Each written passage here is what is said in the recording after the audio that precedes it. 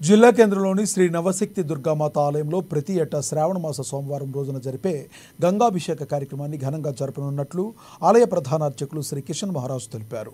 ఆలయ ప్రాంగణంలో ఏర్పాటు చేసిన సమావేశంలో ఆయన పాల్గొని ఈ నెల 26న చేపట్టనున్న ఆధ్యాత్మిక కార్యక్రమాల వివరాలు తెలిపారు. దోషాల నివారణకు గాను చేపట్టనున్న పరిహార యాగం, యజ్ఞం, గంగాభిషేక కార్యక్రమాల్లో భక్తులు పెద్ద సంఖ్యలో పాల్గొనాలని ఈ సందర్భంగా కిషన్ మహారాజ్ తెలిపారు. సుదూర ప్రాంతాల నుండి సైతం భక్తులు తరలివస్తున్నారన్నారు. ప్రత్యేక పూజల అనంతరం అన్నదానం ఏర్పాటు చేయనున్నామని వివరించారు. హోమాది క్రతువుల్లో పాల్గొని అమ్మవారి కృపకు పాత్రులు కావాలని కోరారు. మేము గత 20 సంవత్సరాల నుంచి ఆషాఢ శ్రావణ మాసంలో 60 రోజులు యాగం చేసి శ్రావణ మాసంలో ఒక సోమవారం రోజున మేము గంగాభిషేకం చేస్తుంటాం.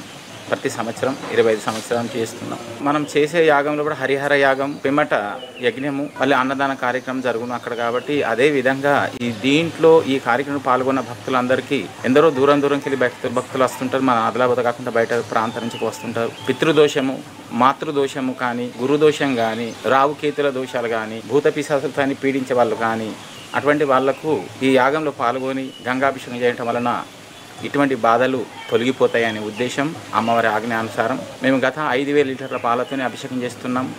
ఈసారి కొంచెం తక్కువ తీసుకుంటున్నాం. కావున భక్తులందరూ ఈ కార్యక్రమం రండి, పాల్గొనండి. ఎటువంటి మీ దోషాలు ఉన్నా కానీ వచ్చి ఎంతో మేమే పాలు ఇస్తాం. మేము ఆ పాలు తీసుకొని మీరు అట్లా గంగకు అర్పణ చేస్తే సరిపోతుంది. ఒక ఆవుతి అగ్నిహోత్రకి ఆవుతి ఇస్తే సరిపోతుంది. వచ్చి ఈ కార్యక్రమం పాల్గొనండి.